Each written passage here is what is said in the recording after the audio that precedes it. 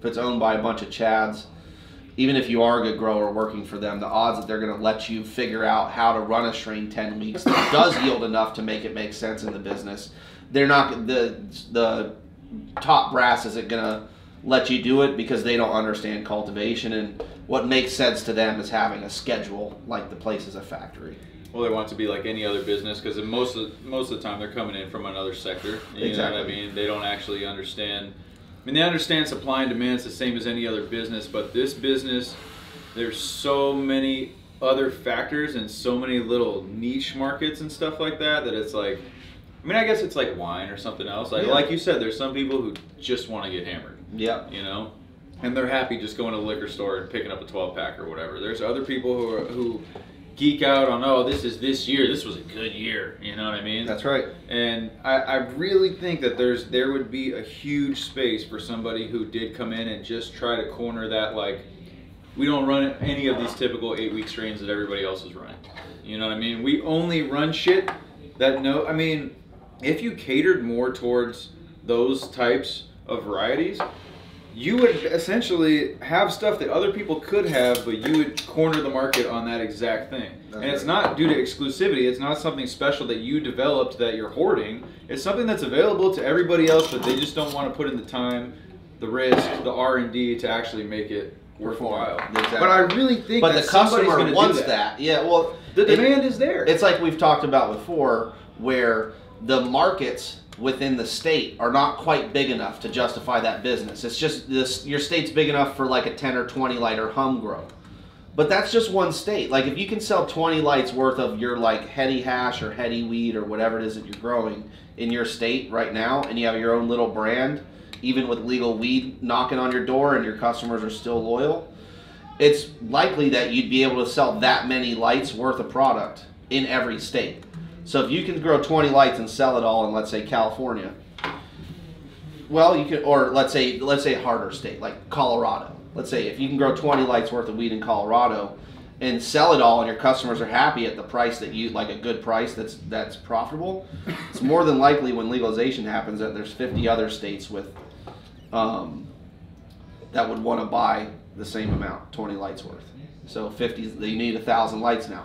So like, if you're successful at a 20 light level in a small state with legal weed still being there and people still want your shit, they don't care about legal weed. If you were that successful, if you were able to catch that many consumers in your local area, but on a nationwide level, you'd be 1,000 lighter. Yeah. Just, you know, to just put it into perspective, it's like just a little 20 light guy, there's enough people in the country at the same success rate you're already having.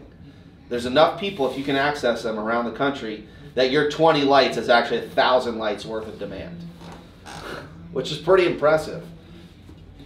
Just no infrastructure or, you know, legislation in place to actually make it possible to meet that demand. Of course, and you don't want to right now anyways, because all you're going to do is grow too much for your local area and then collapse the price of your own product. But once the whole country can buy your product, if you can make 20 lights worth of people happy in Denver, Colorado, there's no reason you can't make 20 lights worth of people happy in Chicago, Illinois. Yeah. With the same product, same branding, same everything you're already doing. Why wouldn't you be able to? Even if you aren't as successful in all 50 states. Let's just say you're successful in Denver and can sell 20 lights worth of hash, right? Well, let's just do the good cities. Let's say you can be just as successful in Denver as you are in like LA, Frisco, Vegas, Houston. You know, let's say 10 good cities. Not even just 10 good cities. Atlanta, DC, New York. There's like just little groups of people that really like your shit. Well, that's 10 times that you already have. It's 200 lighter.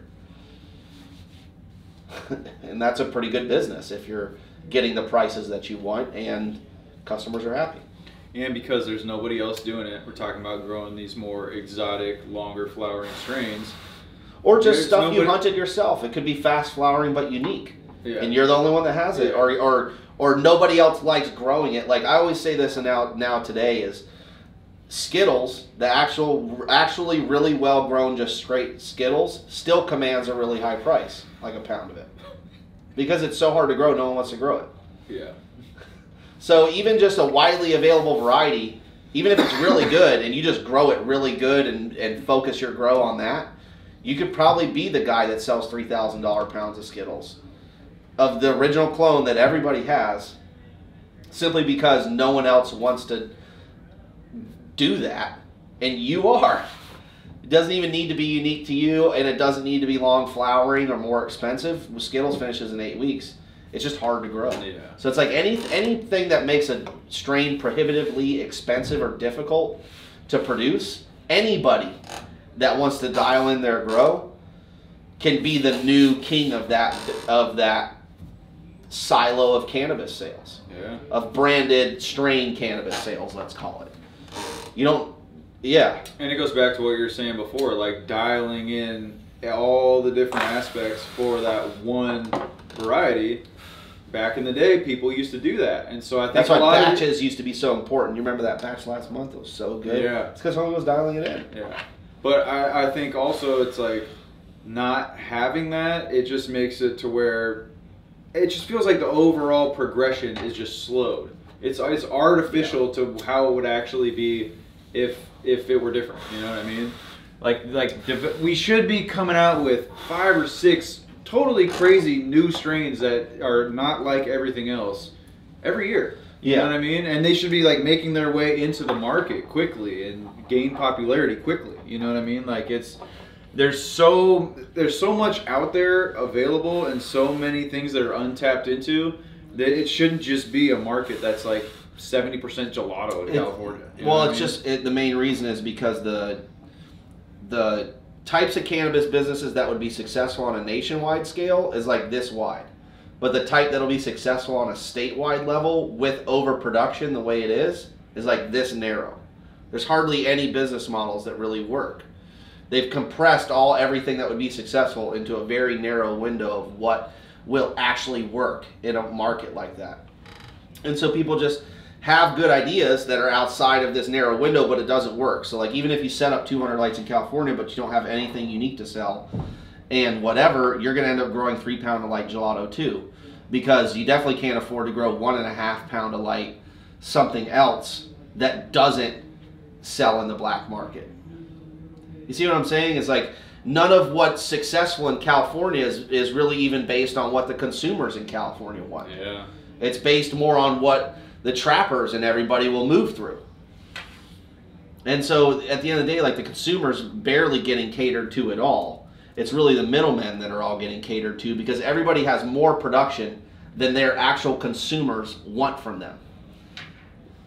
So the real value is in being able to offload that, you know? So that's where all the middlemen come in. That's right. You know? If 80% of your product's going out the back door, do you really care about what the 20% people are asking for? Yeah. No, you're just going to give them the best of whatever the 100% is and then give all the trappers the 80%.